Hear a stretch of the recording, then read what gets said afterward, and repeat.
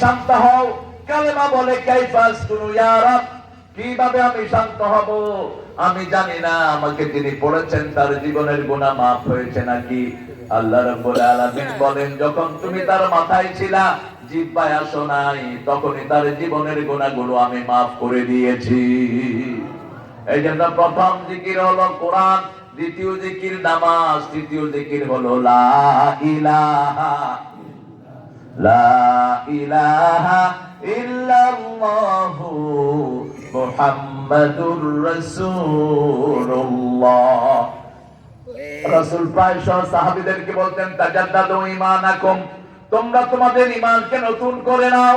সাহাবায়ে কেরাম জিজ্ঞেস করতেন, কাইফা নুজাদ্দিদু ঈমানানা, how we going to renew our ঈমান, কিভাবে আমাদের ঈমানকে আমরা নতুন করব? রাসূল সাল্লাল্লাহু আলাইহি ওয়াসাল্লাম বলছেন, কালেমা পড়ো, ঈমানকে নতুন করে দিবেন কে?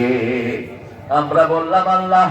কালেমা পড়লে আর কি নিয়ামত দিবেন? আল্লাহ বলছেন, আয-যাকিরিনা লিল্লাহি কাসীরা ওয়ায-যাকিরাত আ'আদ্দাল্লাহু লাহুম মাগফিরাতান ওয়া আজরান আযীমা।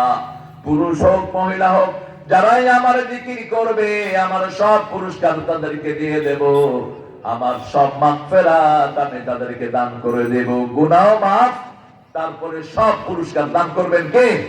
আজরান আযীম বললেন। কতটুকু? এত বড় পুরস্কার যেটা আমরা মাপতে পারবো না। আল্লাহ নিজে আযীম, বিশ্ব নবীর চরিত্রকে আযীম বানালেন, আর কোরআন আযীম বানালেন। সূরা হিজরের 87 নম্বর আয়াত, ওয়ালাকাদ আতাইনাকা সাবআম মিনাল মাসানি আল কুরআনাল আযীম। রাসূলকে কোরআনে আযীম দিলেন। আমরা শরীফ বলি, শরীফ কিন্তু হাদিসে নাই, কোরআনেও নাই। আল্লাহ বলেছেন আযীম। কি বলেছেন? আযীম। এরপরে রাসূলকে বললেন, ওয়া ইন্নাকা লাআলা খুলুকিন আযীম, এক আযীমের সাথে থাকার কারণে তিনি হয়ে গেছেন আযীম।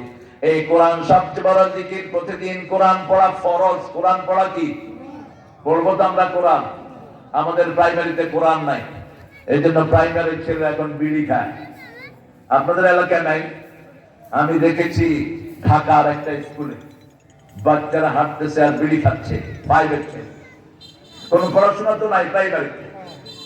প্রাইমারি গুলো এখন ধ্বংস হয়ে যাচ্ছে, বাচ্চা সব চলে যাচ্ছে কোথায়?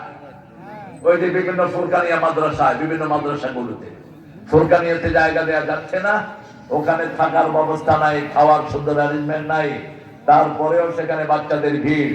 আর প্রাইমারি গুলোতে বিল্ডিং, সেখানে বাচ্চারা নাই। আরেকটা দুর্নীতি আমাদের প্রাইমারি, 65,000 প্রাইমারি স্কুল, 30,000-এর মধ্যে কোনো হেডমাস্টার নাই। হেডমাস্টার নাই 30,000 স্কুলের। অন টপ অফ দ্যাট গানের টিচার নিয়োগ করেছে স্কুলের প্রত্যেকটার মধ্যে। গান শিখবে কে? গান আছে যেখানে ভূমিকম্প, অশ্লীল গান, হারমোনি বাজনা যেখানে। রাসূলকে বলা হলো কেন ভূমিকম্প হয়? মা আয়েশা সিদ্দিকা রাদিয়াল্লাহু আনহা বললেন, রাসূল বললেন 3 কারণে ভূমিকম্প হয়। কয় কারণে?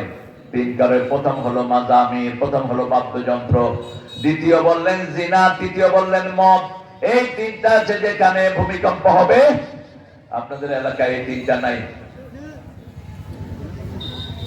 হ্যাঁ, কেন?